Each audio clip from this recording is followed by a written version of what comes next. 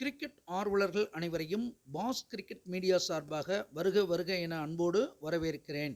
இந்த சேனல் தங்களுக்கு பிடித்திருந்தால் லைக் செய்யவும், ஷேர் செய்யவும், சப்ஸ்கிரைப் செய்து கொள்ளவும், பெல் பட்டனை கிளிக் செய்யவும். இந்திய அணி ஸ்ரீலங்காவுக்கு டூர் அடிச்சிருக்கு. அதில் 3 T20 மேட்ச் முதல்ல நடக்கிறது. அதில் 1 முடிஞ்சிருச்சு. இன்றைக்கி நடக்கிறது 2வது T20 போட்டி. அதே மைதானத்தில் பள்ளிக்கலையில் தான் நடக்கிறது. போன போட்டியிலே ரொம்ப டஃப் கொடுக்குற மாதிரி தான் வந்தாங்க பேட்டிங்கு. அப்போ கடைசி நேரத்தில் சரிஞ்சிட்டாங்க இலங்கை அணி. இருந்த போதிலும் இந்த 2வது போட்டியில் இந்திய அணி வெற்றி பெறுமா அப்படின்னு தான் கேள்வி வந்தது. இந்தியாவுடைய உதயாதிபதி சேய் பார்த்திங்கன்னா லாபஸ்தானத்தில் இருக்கிறது வெற்றி வாய்ப்பை தரக்கூடிய அமைப்பு. அதே சமயத்தில் ஸ்ரீலங்காவுடைய அதிபதி புகர் அதுவும் ஆட்சி பலத்தில் இருக்கிறது. அந்த அணிக்கு இன்னும் கூடுதல் பலம். ஏன்னா இந்தியா லாபஸ்தானத்தில் பகை பெற்று இருக்குது. ஆனால் ஸ்ரீலங்காவுடைய அதிபதி அங்கே நட்பு பலத்தில் ஆட்சி பலத்தில் இருக்கிறது சிறப்பு.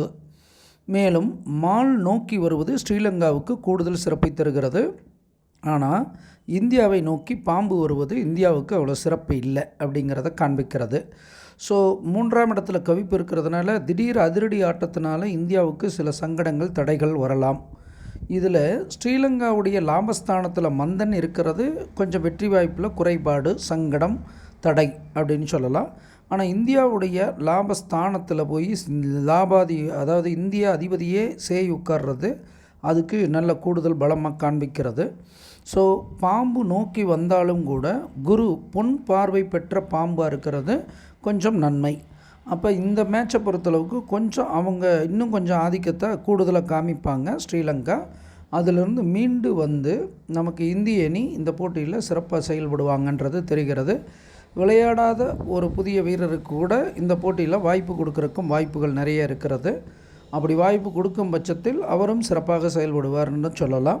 ஸோ 2வது போட்டியில் இந்திய அணி வெற்றி பெற்று தொடரை கைப்பற்றுறதுக்கு நல்ல வாய்ப்புகள் இந்த போட்டி மூலமாக இருக்கிறதுங்கிறத சொல்லிக்கிட்டு, அனுமானிப்பது நாமாக இருந்தாலும் தீர்மானிப்பவன் இறைவன் ஒருவனை என்று கூறிக்கொண்டு விடைபெறுகிறேன். நன்றி, வணக்கம்.